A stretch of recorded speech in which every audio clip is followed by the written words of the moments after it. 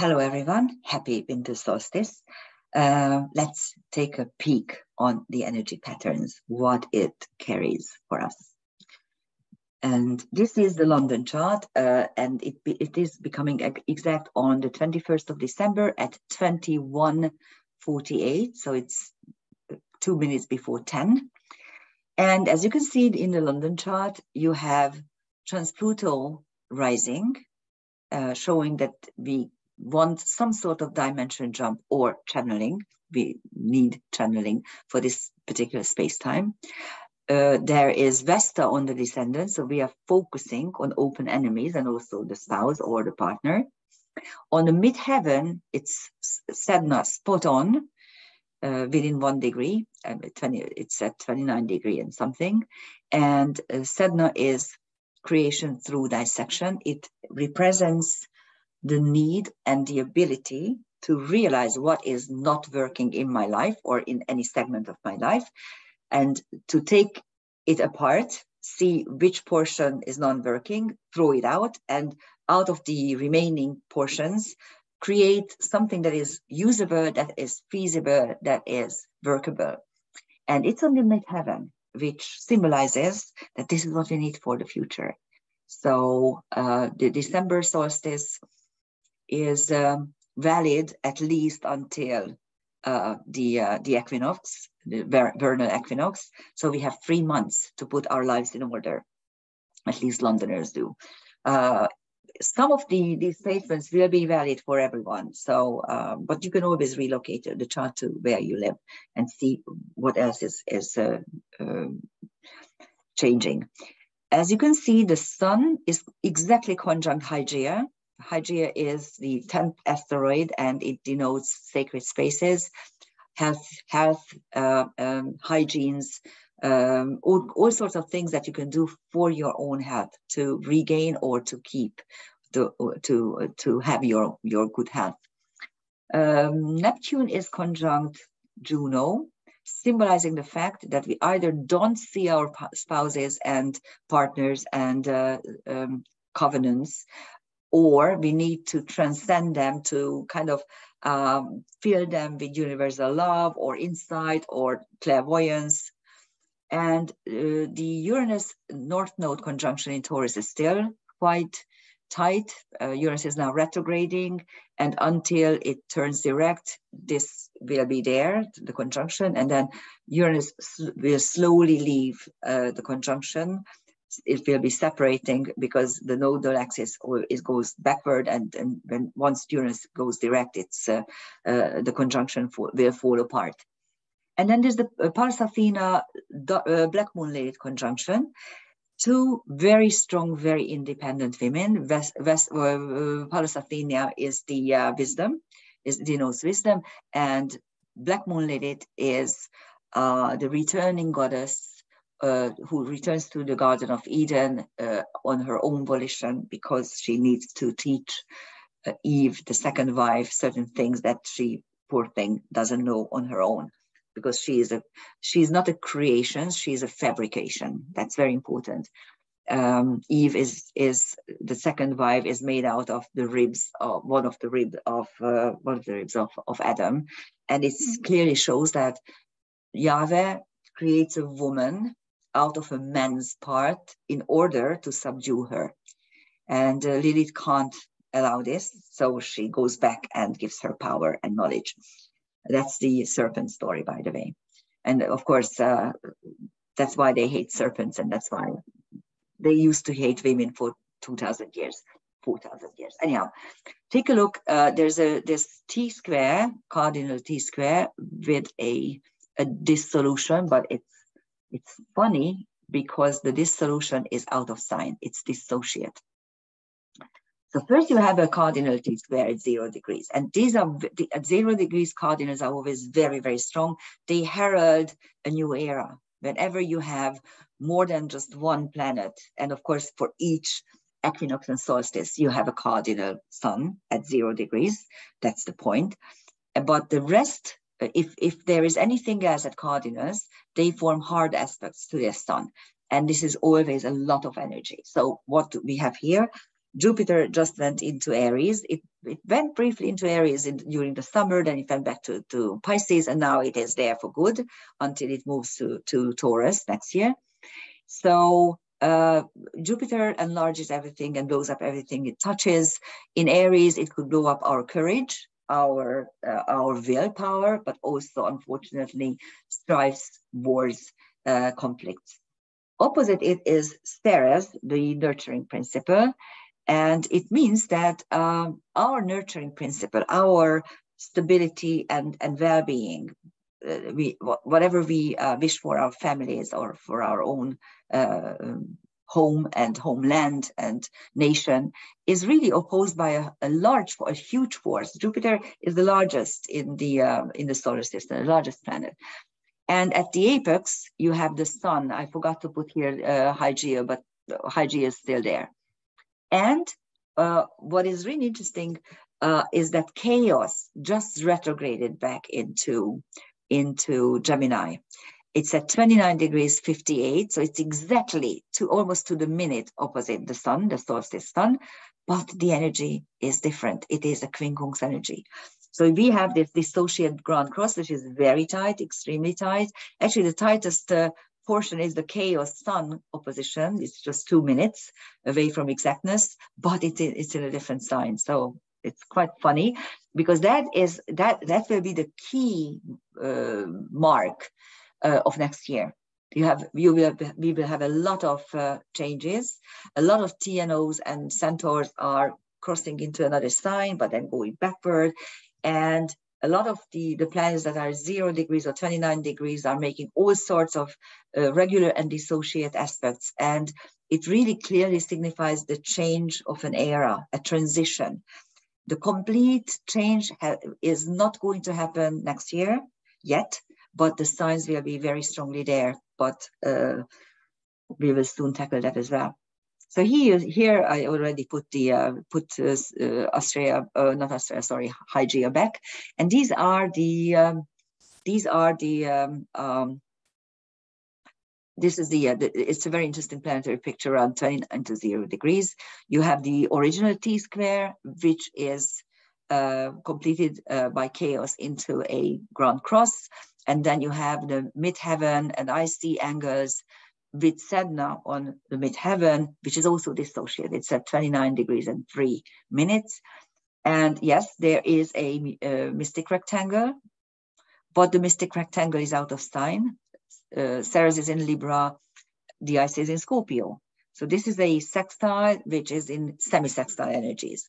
And this is a trine between Sedna and Ceres, which is a quincunx energy again. So everything is kind of shifting, molding, so to speak. Now, Jupiter is still on Sheat. I told you when it turned back into Pisces, and then I told you that during these couple of weeks, Jupiter will always be on the degree of the Pleiades, which is the home of the creator goddess in karmic astrology. So it's really washed over by this very strong feminine energy.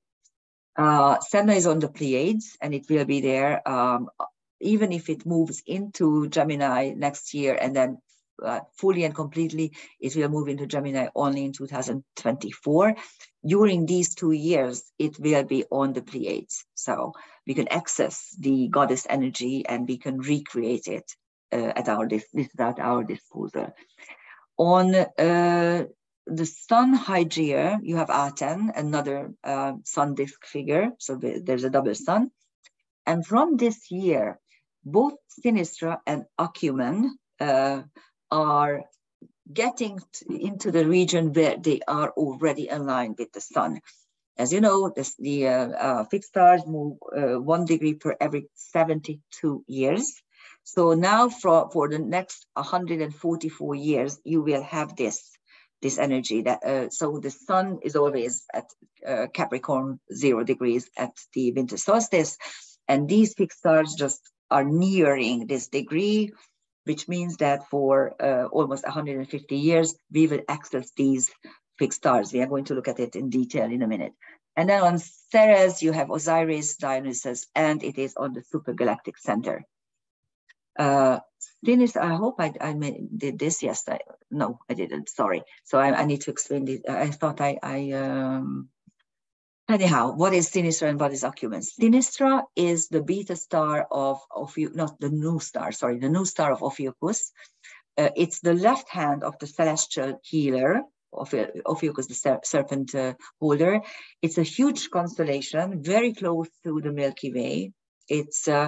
And it's a figure that is holding a serpent, but holding it behind is back. And in one hand is the head, and the other hand is the tail.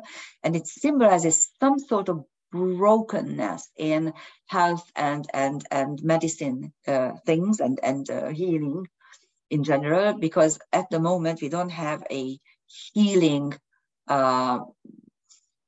industry. We have a medicine industry, a medicine oriented industry, and it's really ridiculous. And when I used to live in the States, I was amazed to see how many pills they were advertising. And sometimes they were advertising pills for the side effects of another pill that they were still advertising. So you take like 10 different pills, and the next one is always for the side effect of the previous one, and it's like ridiculous. And you're getting poisoned, of course. So, the fact that Sinistra is now on the degree of the solstice, the winter solstice sun, suggests that it is highlighting the healing energy. We need to get into this, into alternative healing. Actually, that's what Sinistra is representing. It's not the allopathic medicine, but it's either homeopathic or resonance or anything that is not the pill that you buy in the pharmacy. And then Acumen is one of the nebulae above the sting of a Scorpio. The Scorpio, the celestial Scorpio has its sting, and above the sting you have two nebulae. And nebulae are linked to eyesight as well, because these are clusters of stars, and not just one bright star, but clusters of stars. So they are linked to clairvoyance and insight. But Oculus and Acumen are very powerful energies. Oculus M6 is the center of power, and Acumen M7 is the center of weakness. And it's how you can work from the shadow, how you can overcome your weaknesses. That is going to be with us for the next 150 years. And then on Ceres, you have Osiris, who tried to bring his dead wife back from the underworld. He wasn't able to, unfortunately. And you have Dionysus, altered states of consciousness. And you have also the supergalactic center, which is one of the key celestial areas in karmic astrology. I have a video on it if you are interested in these three key celestial areas. And the supergalactic center's dilemma is nothing is ever enough. So as in this particular space-time moment, Ceres is on that galactic point, means that we will do everything in our power for our own well-being and for our family and for the ones who we like to nurture, and also for our home. So there is also a complex planetary picture at 22 to 24 degrees. These are not out of sign, so obviously, because the degree only indicates that, of course, each planet is according to its most to the energy of the that particular aspect. So there's a mystic rectangle which is formed by two very powerful oppositions. One is the Mercury Pallas Athena opposition, and Mercury is ordinary speech and ordinary communication. In Capricorn, it could be harsh, could be down to earth, but it's still ordinary, whereas Pallas Athena is wisdom, but she's now in Cancer, so she's filled with watery, emotionally things, which she doesn't like at all, and she's also retrograde. So here, your wisdom will be required, your inner wisdom, in order to understand the communication that is, the chatter that is out there. The other powerful communication is Lilith, the asteroid Lilith, revolt against injustice, opposite the Juno-Neptune conjunction, which is a bit wide, but I think it's still, we need to see this, because Juno is someone who is committed to the spouse, to the partner, whereas Lilith is leaving the partner. So here's the opposition. And of course, Neptune blurs the whole thing and infuses it with universal love, but also some kind of ping pong. And the sextiles and trines forming around these two powerful oppositions are the saving grace, are showing us, how to get out of these tensions that the oppositions are created. There's also cardinal square. At the apex is Aries, drastically altered outward circumstances, and the Pallas Athena Mercury are the opposition. So that's what we are about to experience. That we are we going to listen to the lies and deceitful communications to the powers that be, or are we going to step into our inner wisdom in order to understand what is going on? There's also mini trapeze. The base of the mini trapeze is the Mercury Aries opposition. Square. This is a cardinal square, and drastically altered outward circumstances are clashing with Mercury. Again, reality. So believe your own eyes. Don't believe in any kind of propaganda. Believe what you experience or what you yourself uncover. The inside of the mini trapeze are two sextiles. One is the Aries Saturn sextile, and the other one is the Mercury-Neptune, or Mercury-Juno sextile. And then there are three semi-sextiles, the two sides and the top. This stage is very narrow. It's the narrowest of the stages, but it's not too hard to step on it either, because the semi-sextiles are not the main aspect.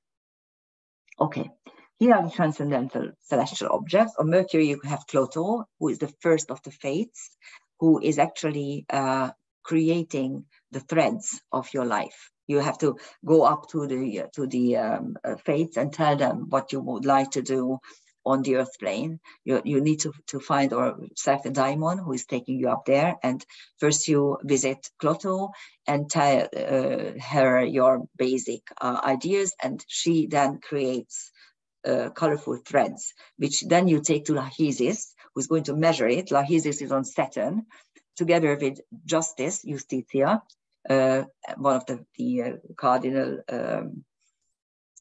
virtues, and Orpheus, again, who is able to go down to the underworld, but unable to bring back his wife. On Juno, you have Diana, and that is funny because all of a sudden, this very deeply feminine but deeply independent archetype is on Juno, trining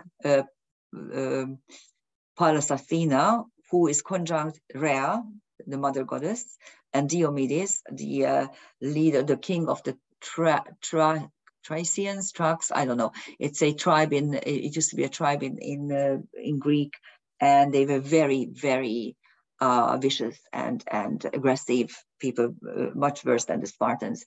And you have Pollux there, and Pollux is Beta Gemini, and funnily enough, in the last 200 years, it became much brighter, whereas Castor, the Alpha star, became much dimmer. And at the moment, of course, they are still very, very bright, because Castor is 1.6 magnitude, but Pollux became 1.2. So now they are kind of reversing each other there. And that's fun. That's a funny idea, because within constellations, at least this is how we look at them in karmic astrology, the Alpha star represents fully and completely what that constellation is about. And the Beta star gives you the shadow side. And here the shadow is coming out. And actually, Pollux is Castor is the artist who is very successful and well known and creative, and Pollux is the suffering artist. And now they changed fate, so to speak. So it will be interesting to see what's happening there. On Lilith, you have Sisyphus, hard and tedious work without any result. And then Ebola, which is the beta star of Leo. The whole constellation Leo is about rulership, reign, sovereignty. It's where the kings and rulers are taught. And then Ebola is the instinctual side of ruling and sovereignty, because it's the tail of the celestial lion. And on Aries, you have Phaeton.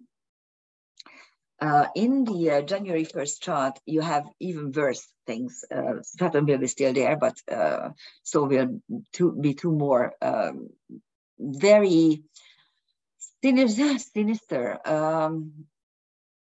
I don't know how to, ominous maybe is the good word. I don't want to you to be scared, but Saturn is complete demolition.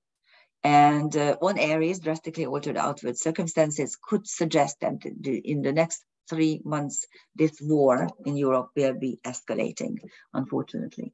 I hope not, but with Jupiter in Aries, I don't know. I don't have a good feeling about this. Anyhow, there's another configuration, actually around 12, 10, 11, 12, 13 degrees of the signs. You have the nodal axis, Chiron, Mars, and Vesta. Vesta is a focusing principle. Chiron is our karmic wounds and the potential to heal from them. Mars, which rules Chiron and also sextiles it, is the will.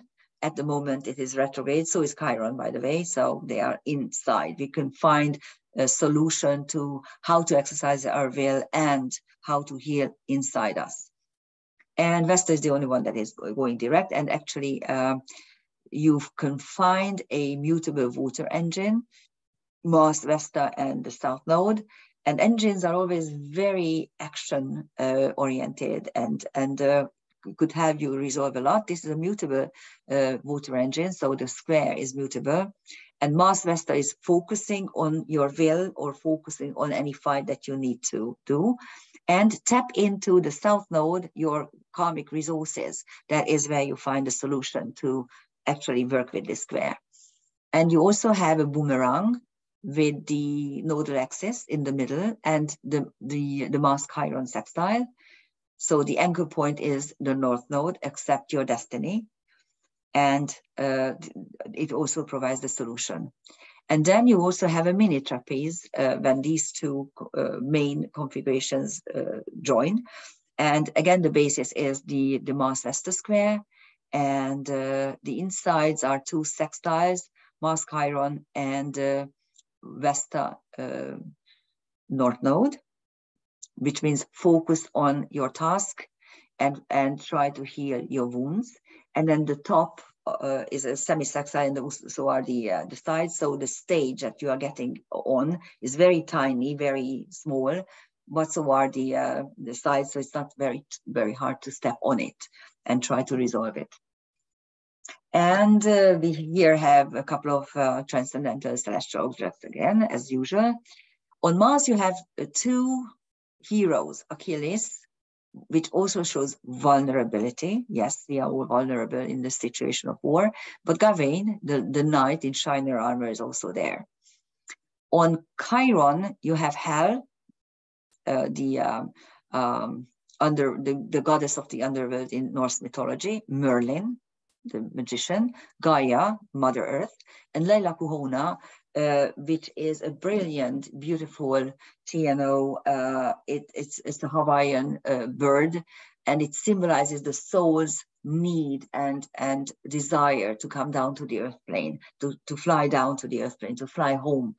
It's interesting because we usually feel the other way around. So it's your soul, which is a multi-dimensional entity, after death flies back to its own home, which is in higher dimensions. But this is the reverse idea, that the soul, once it incarnated in a physical body, will always have the desire to come back, even after very harsh and very difficult and painful lives. And then Vesta, on Vesta you have Zoser and Hannibal. Hannibal was, of course, a very successful general, and Zoser was a very successful pharaoh. So concentrate on being successful in whatever you do and try to rule it as well. On the North Node, you have Albion, This is a TNO, or actually it's a TNO, linked to William Blake's mythology. And Albion represents the prototype of the people in the British Isles who is actually cutting himself into 4 equal pieces in order to create mankind there. And this is also creation through dissection, but not exactly, because it means that I am cutting myself into 4 equal portions to create something completely new. So it heralds a new era. It heralds a new era. And then the south node has Bacchus, again, altered states of consciousness, and 2 bright stars, which have been prominent for a while on the south node and will be very prominent in the January 1st chart as well. I think I already showed you these pictures. I used solar fire, of course, the planetarium of solar fire. You see 2 different views. The one this has this sharp angle, which I don't know how to make it curved. It should be curved, but anyhow, this is what we call the equatorial view. Okay, you see the equator is on the horizon, so to speak, and then the ecliptic is making an angle with it. And Alphecca and Acrux are on the same longitude, the same degree, Scorpio 11 degrees approximately. But they are very, very different in the position where they are. Acrux is a southern star, it's the alpha star of the Southern Cross, while Alphecca is the alpha star of Corona Borealis, the northern crown. And this constellation represents Ariadne's bridal crown, and it is linked to happiness, whereas feminine happiness and fruitfulness and fertility, while the Southern Cross is linked to the acceptance of the crust of matter. So that is why these 2 bright stars at a very different point of the universe, at the same degree, astrological degree, represent dilemmas of existence. What are you going to be? Are you going to be a cross bearer, or are you going to be a happy bride? And in this second picture, you see that there, again, it should be a little bit curved, but less, of course, than the other one, because they are kind of perpendicular to the ecliptic. This is an ecliptical view. You can change that in the solar fire planetarium to see what I mean. And then I will highlight something, the highlighting effect of the moon. The previous planetary picture is at 11 to 12, 13 degrees, and the moon in the solstice moment is only at 8 degrees Sagittarius, 8 degrees and something. So technically, it is not part of this configuration. It will be closing in 4 hours after the solstice. So sometime in the small hours of the 22nd of December, it will be exact, and it will close this T-square with Vesta at its apex. But still, it is important. And the sun and the moon could both be illuminators. And this happens whenever you see a chart where the luminaries are not part technically of a configuration. They are 2, 3, 4, 5 degrees apart. You know, a configuration is a configuration when it is within 2 degrees, the orb is within 2 degrees. And when you have non-radiating, non-resonating points, like really points like the nodal axis or the ascendant or the midheaven, then the orb is 1.5 degrees. And of course, here you have the nodal axis, so it should be really 1.5 degrees.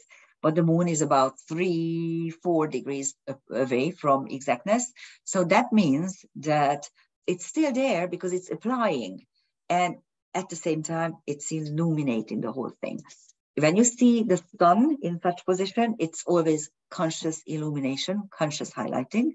And when you see the moon, it means a more subtle insight. It is more like a psychic insight into whatever it is highlighting. Happy winter solstice, and have a nice Christmas, and be with your family and loved ones. Bye-bye.